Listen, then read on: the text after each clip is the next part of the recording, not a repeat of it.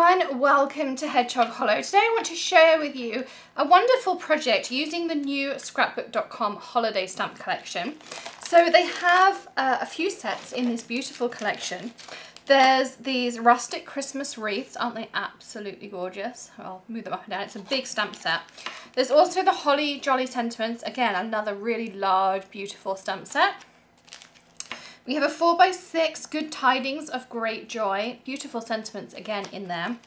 We have Gifting and Tag sentiments. And then we have Miracle of Christmas card sentiments as well. So we're going to be using a combination of all of these on today's project. And to start with, I'm going to be building myself a background. I'm going to use my Distress Oxides in Abandoned Coral, Candied Apple and Fired Brick.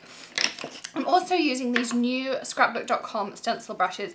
I love this style of stencil brush. I really like the softness, the fact they have this tapered point on them, and I like the control you get with them. I also like the really nice kind of soft effects you get with them. You could of course use blending foams and things as well, but I'm just a stencil brush kind of girl. I find that personally I get better results, and these come in a pack of 3. So you can buy them in your blending trios. Now you could do this in various colours of Distress Oxide. I picked out some blues here, and kind of like a Mermaid Lagoon, a Salty Ocean, Tumbled Grass, and Broken China. I also picked out some greens as well, like this. So you could do any combination, but I've decided to go with red for this one. I'm working on Distress Stamping Cardstock, because it just gives me a little bit more, there's a little bit more of a gloss coating on there, just to really kind of help along.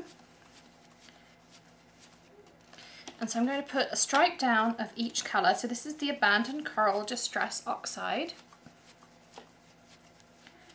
Then I'm going to go in with my Candied Apple, and I always keep the lids above, because it helps me remember which colour's which, particularly when I'm talking about them in a video. But it also means I put the right lid back on the right colour because, well, I'm sure we've all done it and put the wrong colours in there. So I'm just going to keep blending these. You can see how creamy a Distress Oxide is. You can also see I am having a little bit of molting with my brushes. You'll find that happens with stencil brushes the first time you use them. It's not going to affect my project in any way. I can quite easily blow them, or just if I curve my cardstock, they kind of peel straight off like this.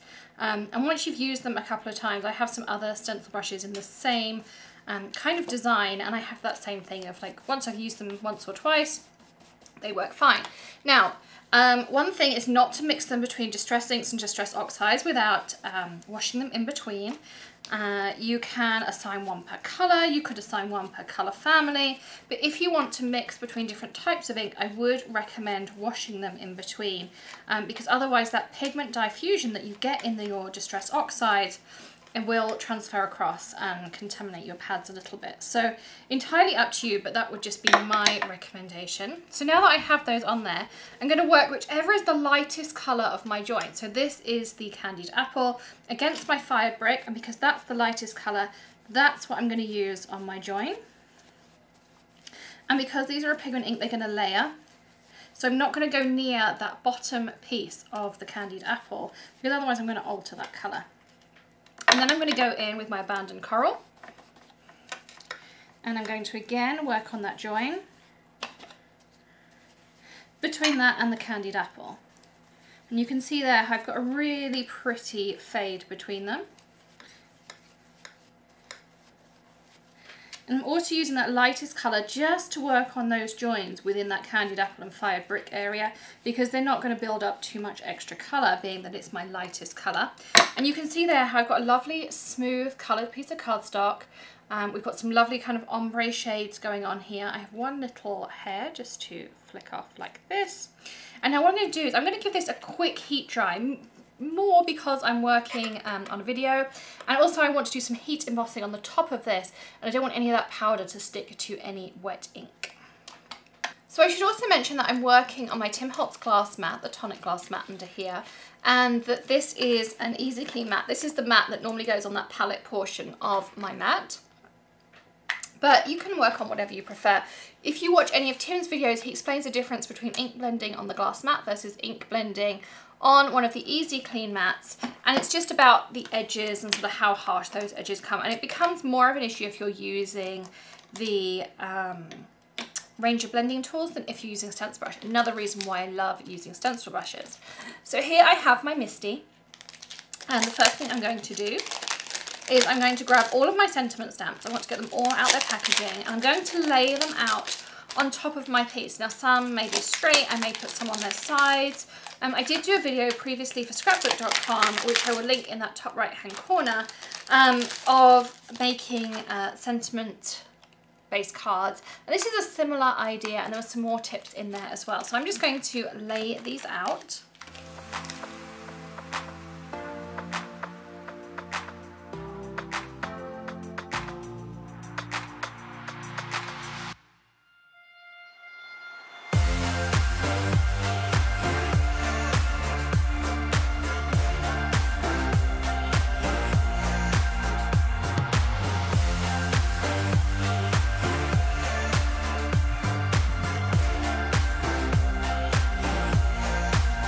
So once you have positioned all of your stamps like this, you can close the lid on your MISTI and open it back up. You'll notice I used my Tonic craft pick to move around the stamps. I find that that is really one of the best ways to move around your stamp. You'll also notice here I have a little bit of watermarking. That is because these are brand new photopolymers, and so they have a little bit of release chemicals on them. Now for me it's not going to matter because I'm going to stamp these out. If you didn't want that, what you can do is those acetate pieces that you remove off the back of your stamp sets, when you're positioning things down, just pop that on top and position it on there, and then you can move it around as many times as you need to, and you're not going to get any impressions. If your stamps are slightly inky, again you can do that same thing. Just pop that piece of acetate down. I have a little folder, I keep all of these backing pieces. They work great for window cards, for when I need to position stamps, all sorts of things, and then you can just grab them out. It doesn't matter if they get all mucky. So I also, you'll have noticed down the bottom here and on one of these sides, I kind of put things like little fillers that are in those stamp sets. And I did that because I'm going to have to cut some off for matting layers. So I've kind of positioned my stamps thinking, well, actually I'll cut a little bit of that edge off, and that will just fill any white space that I had in there. Now I'm going to be stamping with the new scrapbook.com pigment ink. This is the white one. All the other inks in the collection are hybrid ones, and I'm going to have a separate video on how amazing hybrid inks are. And I'm going to show you a project that you can make to keep in your craft room. To remind you of that. But the pigment ink means I'm going to be able to heat emboss it, and I'm going to heat emboss using Nuvo Fine Detail White Glacier embossing powder. Now of course everything I use is going to be linked in that video description below for you, but scrapbook.com sells all of the supplies that I've got in this video, plus of course these gorgeous stamps. I have my anti-static tool ready to go, and this is just a little tray that I use for my embossing powder. So let's open up these inks, and what I really like is the fact they've got these little grips on the sides. So you've really got something to hold onto with them. They also have a really nice base here. It's more of a spongy base, which I really like working on. So I'm just going to ink these up.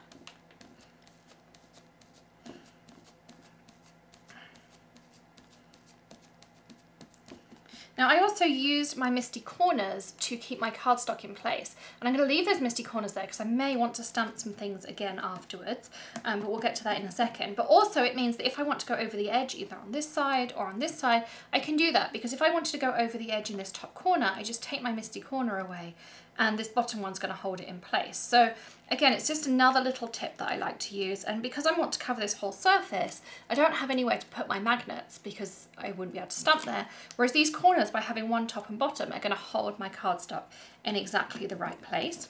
So I've inked up my stamps nicely here. I'm going to take my anti-static pad, and I'm going to make sure it's pretty ladened up, particularly as I blended some ink underneath. And then I'm going to stamp out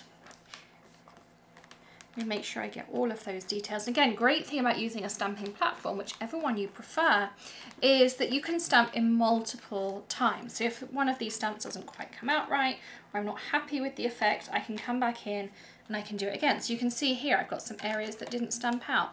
So I can go back to that Believe, the Just For You, and this Merry Christmas up here.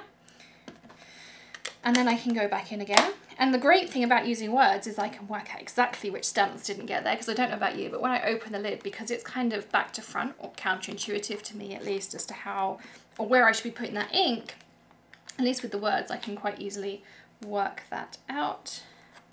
I'm going to give some more. I'm a little bit of a CPR stamper. on there so I can see that that one's now done, that's done. I just need to get a little bit more up here.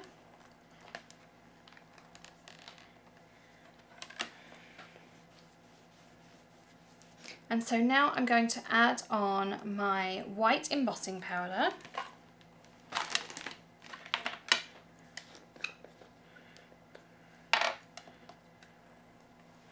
So just sprinkle your embossing powder over, and then I'm going to heat set this with that Wagner heat tool. And so a little of the edges at the minute may look a little bit fuzzy, but by the time I've heat embossed these and finished, you're going to find that you don't see any of that blur at all. So you can see here, and what I really like about having that white pigment ink underneath is it just gives it a crisper white feel. But I do find that white pigment ink can be very kind of off-putting in the fact that it makes you think you have a really blurry image when maybe you don't necessarily have one that bad. So I do notice I missed the Joy to the Wild, and I would like all of this to stand out a little bit more. So I'm going to go back in with my MISTI. Of course, everything's still in the same place. I just grabbed this little bit of masking tape. I should also mention this would be a great card to create in bulk because you have all your stamps set up. Once you've done it once, you don't have to keep doing it. And also, of course, you could blend your backgrounds really easily. And this time I'm going to stamp in clear mark. And I'm only going to do a fairly light stamping apart from that Joy to the World. I'm not adding more white because it would just add too much bulk, I think, and it would come out a bit wishy-washy. So that Joy to the World, I'm going to give a really good press. And then give it a nice press down all around, and we can lift that out. I do have a craft sheet in my MISTI as well, and the reason I have that is because like here where I've got that white pigment ink, makes it super easy to clean. You could also laminate pieces, but it means I can work with inky things and really dirty things. It's super easy to clean up as well. I'm going to do the same thing again. I'm going to grab my fine white embossing powder and my tiny tray. These tiny trays are absolutely amazing. This one's been going 10 years and I've only just now had to replace it because it's got a crack in it. And then I'm going to heat set this again to give me that second layer. So you can see now that I've got that really beautiful kind of pop of white embossing powder on there.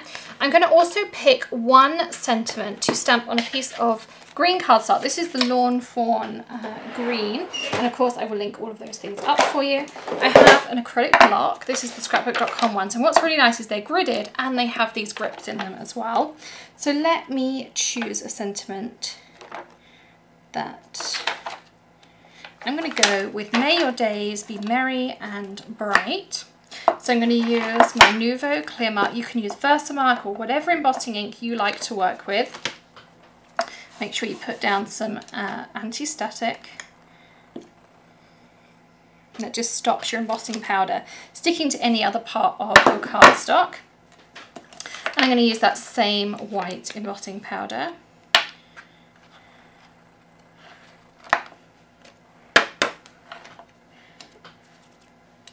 A little bit more, a couple of areas. So of course this is the downside of using an acrylic block, is that you can't then go back and stamp over the top very easily. Whereas if I was using a stamp platform, I could go in and I could stamp in exactly the same place again. And again, I'm going to heat set this using my Wagner heat tool. Now one thing you can do is if you did want to add any detail to this, or if you had an area you weren't happy with, is you can take something like Nuvo Do a clear mark pen, and then you can just draw on anywhere that you want to add your embossing powder. So you can overcome those kinds of things if you need to. So now let's grab the trimmer. As I mentioned, I'm going to cut this down. So I'm going to cut this down to 4 inches. By 5 1/4 in total. I'm just going to take a little bit off the top and the bottom. Just to give them that nice fade up that we had going on. And I'm going to mount it onto a piece of craft foam, and to do that I have my scrapbook.com tape runner. They do one that's just a regular tape runner, and they do one that's the dot style. And I have my fun foam already cut down to the right size. I can just pop that on the top there. I'm going to use a Nina card base that you can either buy pre-scored from scrapbook.com or you can score your own. I'll link up those pre-scored ones. They're a really nice weight. And they also, of course, come pre-scored. And they are that Nina Solar White, which I just love to work with. So I'm scoring out my own using a Score Buddy, but I will link both options for you. Then we're going to pop this onto our card front. Again, same adhesive. This is really strong adhesive, and you can use it on your fun foam and everything else. And you can see how easily it's coming onto that foam. Sometimes I struggle with some adhesives to stick to my craft foam. You could, of course, mount this on a coloured card base too, if you preferred. And then we're going to trim down this sentiment. Again, this is the Tim Holtz trimmer, and the reason I use this one, if you haven't seen one of my videos before, is that I can cut full 8.5 by 11 pieces of cardstock on what I think is really quite a compact little trimmer. And I like the fact this is easy to travel with. I can take it to crops, I can take it to classes that I teach, and it's just a really nice small footprint on my tabletop, but it's super, super sharp. And I also love, as I say, that I can do those kinds of things. I'm going to pop this on with a little bit of foam. Now, foam-wise, you could use Ranger, do some really great foams. And they also now do a black and a clear foam, which I think are amazing. I happen to use just a big roll because I go through so much of it. But whatever your preference is, and I always cut it with my Tonic scissors. These are a non-stick scissor. You probably seen Tim use these. And I'll also link in that description for you a free Tim Holtz class that's available at scrapbook.com, where I learnt lots of these tips from as well. So much to learn from Tim. And his class on scrapbook.com is awesome, so do check that out too. And I am going to stick this.